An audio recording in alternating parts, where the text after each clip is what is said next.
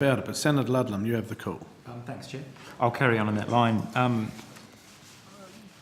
which is probably where Senator thought would have been heading if there was more time. That 1% cut plus the Australia network axing, this is the so-called down payment that's been referred to earlier in the session. Are you expecting other cuts? Oh, sorry, Chair, just on a point of Go ahead. correction, the Australian network decision is separate to that, relating to the 1% reduction over the 4 years. No, you've clarified that. Yep. Mr. Scott's also clarified that it hits his budget. Means sacking staff and cutting production capacity, so we will consider it as a whole, although I take your advice from earlier that we can take it up in Foreign Affairs, as they were responsible for that amount of money. But just to be clear, either Senator Fifield, if you want, or Mr. Scott, this has been referred to so far as a down payment. Are you anticipating additional cuts? Well, the 1% was referred to as a down payment in the Minister's statement, and I think the question remains, as I said this morning, a down payment of what? We don't know that yet. Now, the Lewis Review, which we discussed this morning, was commissioned to look at efficiencies across the ABC. There are some interesting areas to look at there, and I welcomed the commissioning of the Lewis report, and I've valued my conversations with Mr. Lewis. He's a broadcaster of some experience who brings some interesting insights. The critical question I think we need to look at in the context of the ABC as a whole is that if you look at our performance in recent years, we have found efficiencies. We continue to pursue efficiencies. We found $40 million over the last 5 years, but we reinvested it. We reinvested it in services like iView, we reinvested it in services like News24, a host of online apps and websites, none of which attracted additional government funding. Yeah. But it was the use of that efficiency money that allowed us to create services that are used by millions of Australians every week. And I think my concern would be our pursuit of further efficiencies if that money is not kept in the public broadcaster. How do we innovate? How do we renew our services? How do we continue to meet the demands of the Australian public? And other broadcasters can innovate and attract revenue streams on the back of that. We are not in a position of attracting new revenue streams. So what we ask is not for additional funding, but to be able to keep the funding envelope we have now so we can continue to invest and renew in the public broadcaster for the digital era. Understood. Another funding or another revenue stream that might be available to the ABC would be if you started advertising on your various platforms. Is that canvassed in the efficiency review? No, I think it was specifically out of scope of the efficiency review. Was it? Okay, I believe so. It's a question for the department, Senator, but I believe it was not in the scope of the efficiency review. Understanding that the government, and correct me if I'm wrong, Senator Fifield, the government doesn't get to make these decisions for you. These are decisions for the board as to where these cuts come from. Yes, so is right. the efficiency Correct. review being delivered to you or to the minister? Because the minister's not going to be able to do anything about it. Look, I think the minister absolutely understands, and I think it was reinforced by the department in their evidence this morning, that the ABC is an independent public broadcaster funded by government. The board of the ABC, they're trustees of the organisation. They are empowered with the decision-making around the prioritisation of the ABC and how the budget is used to fulfil its charter. So finally, these decisions will be made by the ABC board. Now, the board has received a draft of this paper that Mr. Lewis had the input into that's come from the department. It provides advice to us, and as I said this morning, I think part of the advice in it is valuable. There are other areas in it that we'd want to test robustly, but fundamentally the decisions about where the ABC spends its money lie with the ABC board, but what we have is a funding envelope which we have to deliver the charter within. So coming to your charter, 6.1b, I guess the most relevant part, you probably know this off by heart, that's your transmission obligations to countries outside Australia, broadcasting news, current affairs, entertainment, so on. A little bit of detail there. So you've just had that funding withdrawn, although obviously it'll be up to the Senate to establish whether that funding line remains or not. Well, Senator, I think it is a contract that we've had with DFAT. Yeah. And DFAT have given us notice on the termination of that contract. Okay, Yeah. we'll follow that up later in this estimates fortnight. But I think you were fairly clear in evidence earlier this morning that it's a charter obligation. You have to continue broadcasting to countries outside Australia. So how do you propose to do that in the absence of that contract with DFAT? Well, Senator, as I said this morning, that's a matter under active consideration now by the ABC management and will be considered by the ABC board. At the beginning of May, we were exercising our international obligations under that aspect of the charter with $35 million. You know, rounding terms, $20 million goes away from the DFAT contract. We have $15 million. So now we are seeking to work out what can we do to fulfil the international obligation with that $15 million budget. How much is tied up in fixed transmission costs and stuff that you can't really trim? Well, most of it, Senator, most of those contracts can be terminated, but there are termination costs and charges involved with that. But a lot of the funding went into staffing. We do have distribution arrangements, nearly 700 of them in the region. These are arrangements that have been created over a decade or more, and so we have to work out whether there's a way of still using that footprint and what kind of service we could broadcast on television over time. I think one of the things I suppose we're conscious of, Senator, is that if you look across the G20 countries, as I've said earlier, and as the Lowy report confirms, 15 of those countries are investing very heavily in international broadcasting. Yeah. To the best of my knowledge, none of them are pulling out of television at this time.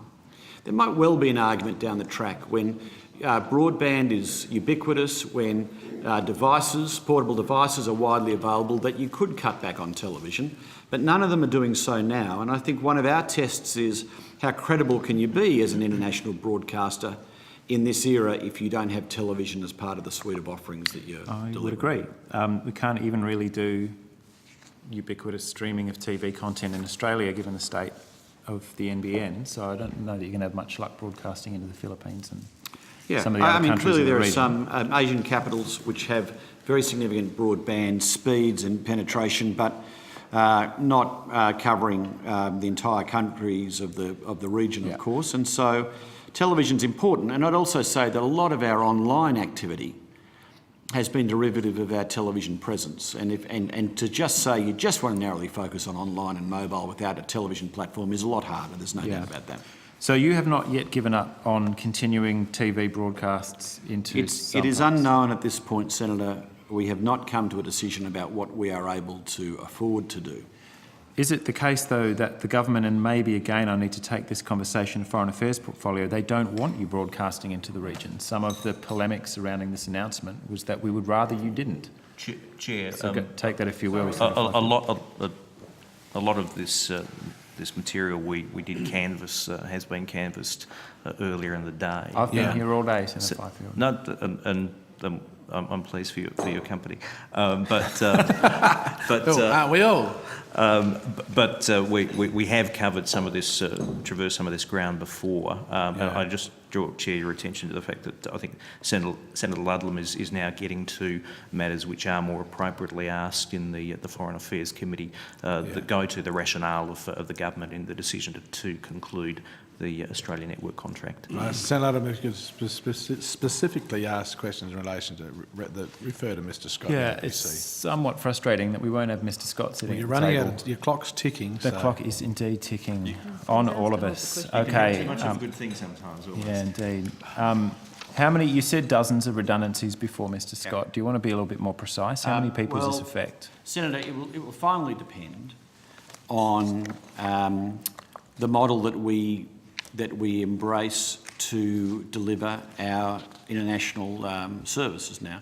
ABC International currently employs 108 full-time and part-time staff, and the Asia Pacific News Centre, which provides content for international news, employs 43 staff.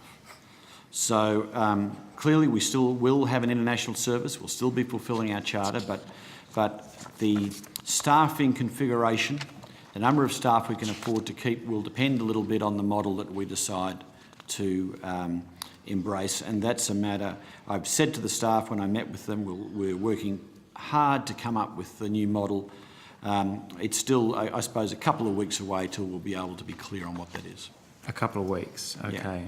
And in the meantime, I presume you're aware, I think you were number 45 on the Institute of Public Affairs hit list for bowling over, so congratulations. Not Mr Scott personally. Well, he's That's right. Surely. you had your own separate line item. Are you talking hit lists It or, was ABC, Mark Scott. are you talking hit lists or highest paid here, Senator Ludlam?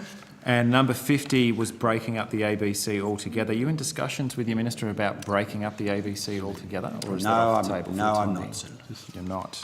All right, it'll last some good No, news. the minister's a strong supporter of the ABC. Mr Turnbull loves the ABC. I think He it'd loves be it fair to so say. much, he cut it after the government promised not to. That's tough love, really, isn't it?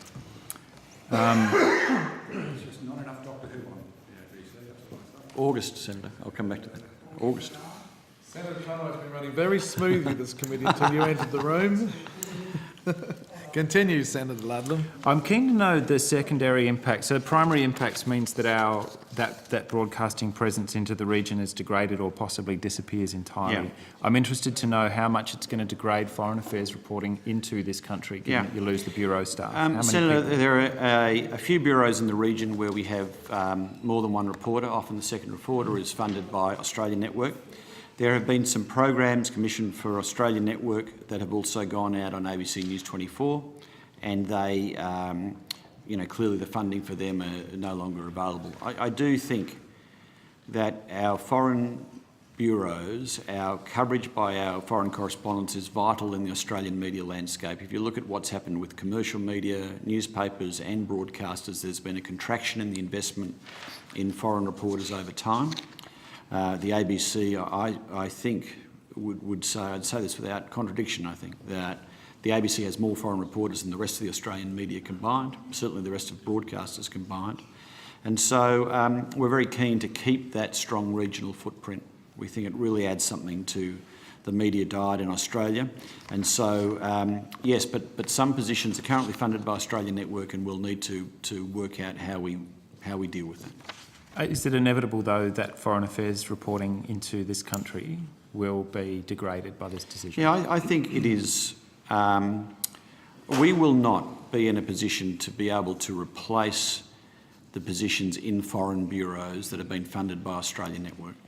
I'd best just correct the record. You're 47 on the IPA hit list as far as the Australian Network's concerned, not 45. What kind of feedback internationally have you received about the decision to have this network shut down? Well, Senator, look, as is not surprising, there's been a steady flow of correspondence from the region for people who watch the network or engage with the network, pretty surprised. I was meeting with Australians in Shanghai the week before the budget, business leaders there who were very surprised at any suggestion that Australian Network could be cut. And these are Australian representatives of Australian industries who employ plenty of people and have a big presence in China. So I think there's been a strong expat voice, but we still are on air, of course. I mean, the real impact won't be known till Australia Network stops being on air, and that will be in September. Indeed. Chair, Yes, Minister. just think it's important to recognise with the contract that the purpose of it was for public diplomacy in the region. It wasn't necessarily or particularly to provide content or reporters filing back into Australia. Its focus was external. There may have been byproducts, but I think we've got to come back to what the purpose of the contract was. So we'll call that collateral damage. I think that's what you refer to as an efficiency when you share those resources so they provide services to Australians as well. So congratulations. I just think it's important to recognise what the purpose of the contract between the Department of Foreign Affairs and Trade was and the ABC. The fact that it may have been used to support other purposes is, we note, but I think it's important to recognise what the intent of the contract was. That's what you would refer to as an efficiency. Order. Yeah. Well, the ABC, before the Australian Network, had a significant presence overseas. The ABC, before the Australian Network, had I think, certain obligations to report foreign news into Australia. That has been the case, and I've no doubt that that will continue to be the case. Those resources now that you've lumped on this extra efficiency to disregard Senator Pratt's Anyway, I suggestion. just thought that context may be helpful for the committee. Senator Ludlam, you have the call. Thanks, Chair. I want to draw your attention to comments that Ms Bishop told ABC Radio on the 14th of January. Which Miss Bishop? Beg your pardon, Foreign Minister. January 14, 2014, when she confirmed that she was reviewing the contract, she said, "It's part of my job to ensure taxpayers' money is being used efficiently, blah, blah, blah. I'm concerned, given the number of complaints I've received, that while the content program selection is obviously up to the ABC, that it's not meeting its charter and codes of practice." Do you have any idea what complaints she was talking about, and were they raised with you? Senator, I think, picking up, I suppose, some of the lines that Senator Fifield was saying a moment ago, and as I suggested this morning, the target of Australia Network was the rising middle class of Asia, people who would do business with us, trade with us, send their kids to study here, people who wanted to learn English. These were the targets of Australia Network. Sometimes I think there was some feedback from expats or from travellers in the region who would be surprised to see children's content, for example, or English language learning, and that wasn't the service that they were necessarily wanting. But the targets we had agreed with DFAT were really quite clear. And as far as our performance, on those KPIs, on those targets about growing our audience, growing our partnership, growing the programming that we were making, we were on track and on target with those KPIs. And so we were happy with our performance, and we were meeting the requirements that were set with DFAT in our contract with them. So does that specifically go to the complaints, the numerous complaints that apparently Ms Bishop had been receiving? I think from time to time, as is the case of any broadcast. Minister? go ahead. I just wonder if it relates. Questions relate to Minister Bishop if they should be more appropriately in the Foreign Affairs, Defence and Trade Committee. That's a funding appropriation that directly affects Mr Scott in carrying his duties out. I don't think it's completely out of line, but I will certainly take it up in Foreign Affairs estimates, because I think what's happening here is an absolute disgrace. Have you begun the process then of winding those contracts up? Is this a fait accompli as far as you're concerned? Well, Senator, we were given the night of the budget, 9:30, 10 o'clock at night, received a letter from the Department of Foreign Affairs giving us formal notice on the termination of the budget, 90 working days from that date. So we are at work on that. That's the deadline that we're working through, and we're negotiating with DFAT around the appropriate settlement of the contractual obligations that were set out in the contract. Do you think maybe it's possible people were complaining about our Foreign Minister rather than about your coverage of Foreign Affairs? Chair, I'm not sure it's fair to pose such a question. I'll give the call to one more question, Senator Ludlam. I'm going to give the call to Senator Wilson. Such a rhetorical I just need to make it clear, Senator, that the contract was terminated for convenience. There's no suggestion at all that the ABC was in breach of its contractual obligations. We were meeting our KPIs, there's no doubt around that. But the department decided to go another way on this investment. They talked about finding more money for public diplomacy and using this. As I understand it, though, I think this money didn't go back to the department but went into consolidated revenue. But there's no suggestion really that we were in breach of any aspect of this contract at all. No, sorry, and I wasn't trying to propose that you were. Who do you think would be best placed to increase our social media presence in the region, if that's what the alternative is? I would have thought that wouldn't be... Well, I think we've got to... Seeking an opinion, perhaps, but you're welcome to answer. Thank you, Senator. Look, I think I would simply say the ABC has a track record second to none in establishing vibrant connections with audiences using social media. The very fact that effectively over a year we got 1.7 million likes on Facebook for our Australia Plus English language learning page. You look at our track record with Triple J, local radio, Q&A, we really have been leaders around social media, and I think we had great expertise to bring to bear in the region, and some of the partnerships that we were starting with Tencent and with Weibo and with MNC and other media organisations in the region validated that as well. And I think one of the reasons they wanted to work with us was that we were a broadcaster and that we had a credible track record in these areas. So just finally, because the Chair's been very patient, who owns the brand? Who owns the Australian Network name? And are there any restrictions on carrying on your services in some form? DFAT. So what is your understanding of its status? Is it... Well, all I know is that our future international activities will not be using the branding Australian Network. Okay. No. Okay, thank you.